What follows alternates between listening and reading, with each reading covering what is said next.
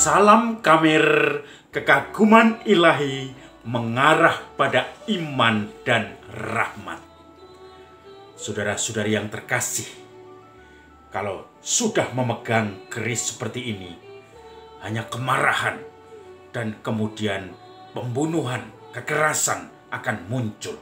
Tidak lain dan tidak bukan, hanya peperangan, permusuhan, dan kemudian juga saling menikam, saling menusuk. Tidak ada lagi persahabatan, damai, dan selalu menjurus pada kehancuran. Saudara-saudari yang terkasih, Injil hari ini nampaknya Yesus berbicara tentang kekerasan, tetapi sebetulnya itu lebih sikap ekstrim, lebih sikap hati yang jelas, yang tegas untuk menerima sabdanya atau menolaknya.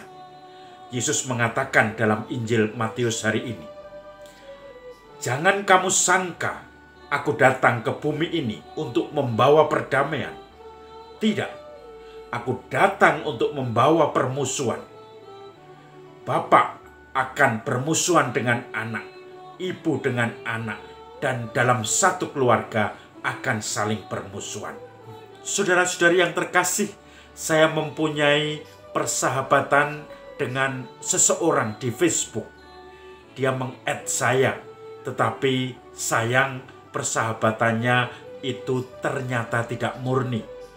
Setiap hari dia mengupload ayat-ayat dari kitab suci Injil dan kemudian memutarbalikkan dan menyerang dengan nada membuli.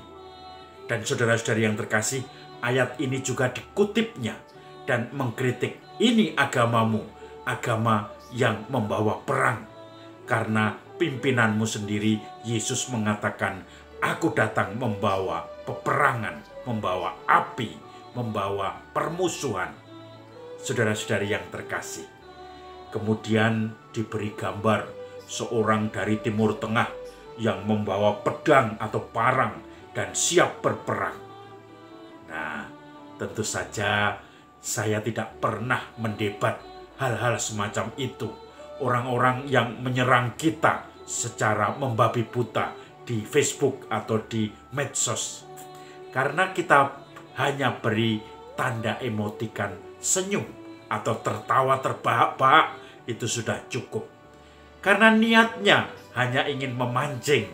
Dan kalau kita tanggapi tambah seru, kita terjebak pada perdebatan yang okol-okolan, perdebatan, debat kusir, dan tidak ada juntrungannya karena memang kepercayaannya lain. Kita perlu bicara tentang pekerjaan dan misi saja, tidak usah bicara tentang hal-hal seperti itu kepada mereka-mereka yang niatnya memang hanya mau menyerang dan menjelekkan. Maka saudara-saudari yang terkasih, saya selalu menanggapinya dengan senyum. Apa itu permusuhan? Kenapa harus permusuhan?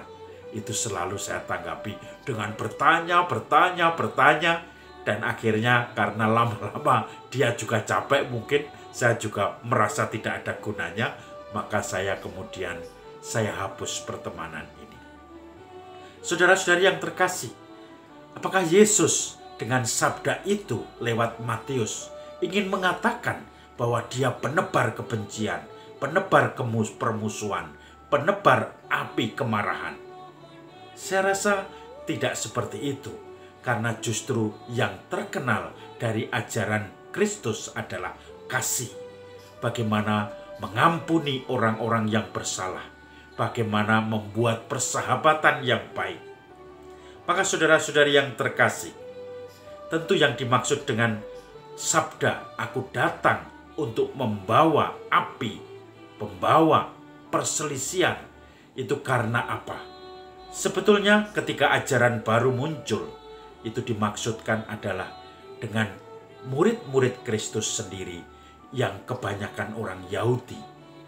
Mereka itu orang Yahudi, mereka mempunyai kepercayaan dari agama Yahudi. Tiba-tiba ada ajaran baru dari Kristus, dari Yesus, yaitu ajaran tentang kasih, ajaran tentang memaafkan, ajaran yang mencoba ingin menyempurnakan Taurat, dan disitulah terjadi perselisihan.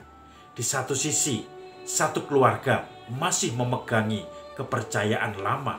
Di sisi lain, keluarga yang baru yang sudah percaya pada Yesus itu menjadi orang Kristen Yahudi, dan tentu saja kadang-kadang berselisih paham dengan anggota keluarga sendiri, dengan teman-teman, dengan sahabat, dengan keluarga dan kerabat. Dan ini saya rasa lumrah.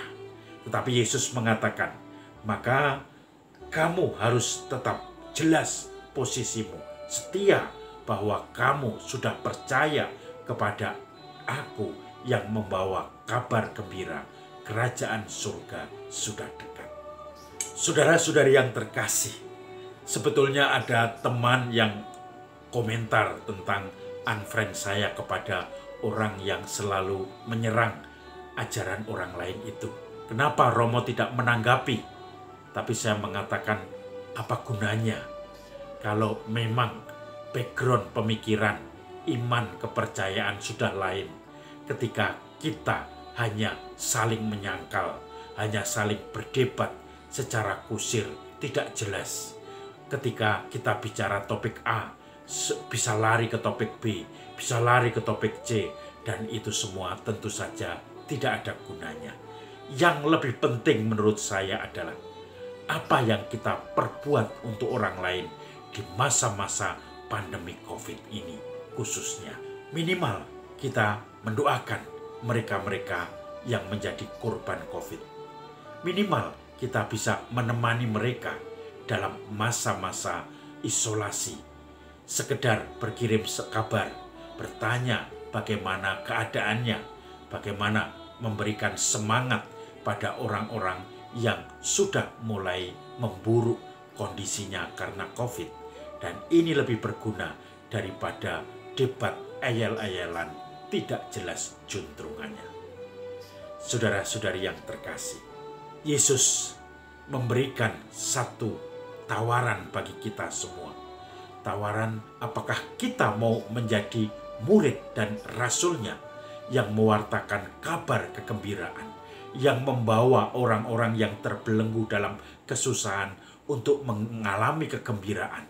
Tidak harus menjadi seiman dengan kita dalam hal agama, tetapi paling tidak mempunyai perasaan dibebaskan dari ketakutan, dibebaskan dari keterbatasan, dibebaskan dari belenggu-belenggu yang ada di bumi ini, dan bersama-sama dengan mereka, apapun agamanya, kita semua ingin merasakan ajaran pembebasan itu, yaitu yang membawa kegembiraan, sehingga kita bisa menjalani hidup ini dengan penuh syukur, penuh kemerdekaan.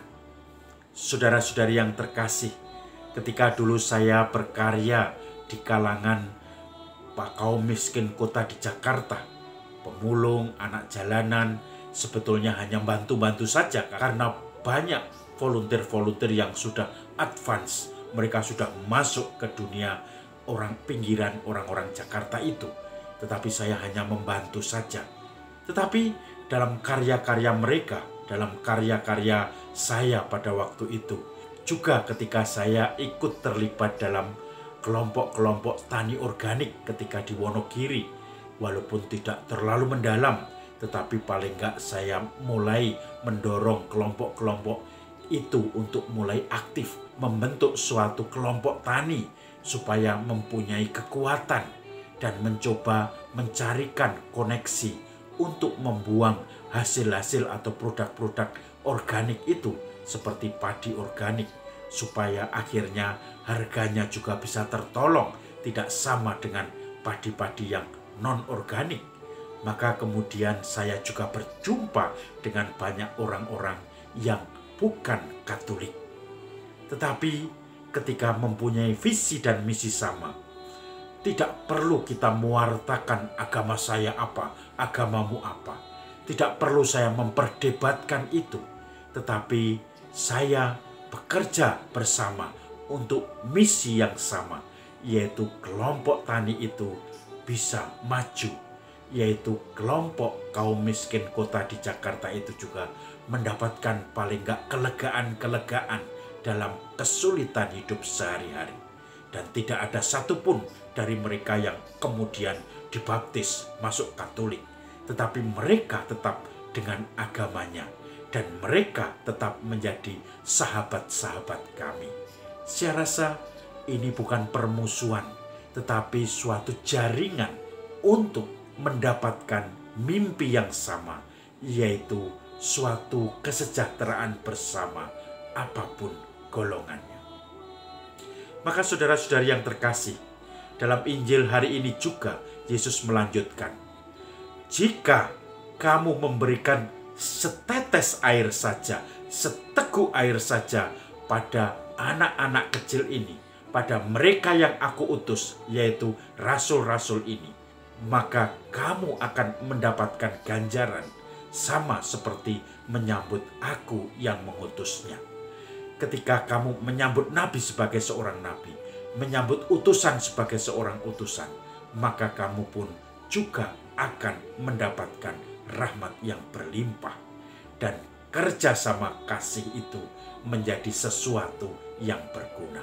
Maka tujuan karya-karya sosial kita sebagai anggota gereja bukan semata-mata untuk memberikan pewartaan agar mereka masuk ke agama kita, dibaptis. Itu bukan tujuannya.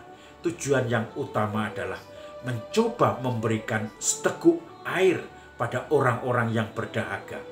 Mencoba membuat jaringan untuk mencapai suatu mimpi, cita-cita bersama masyarakat yang sangat toleransi, sangat menghormati satu dengan yang lain, dan kemudian masyarakat itu bisa hidup berdampingan. Itulah kerajaan surga di dunia ini. Karena Yesus mengatakan, wartakanlah kerajaan surga sudah dekat. Yaitu ketika kita bisa saling menghormati, saling membantu, saling mengunjungi, saling menghibur, dan saling memberikan tumpuan satu dengan yang lain untuk tetap berdiri sebagai manusia yang sama-sama diciptakan oleh Tuhan yang sama. Salam Kamir, kekaguman ilahi mengarah pada iman dan rahmat.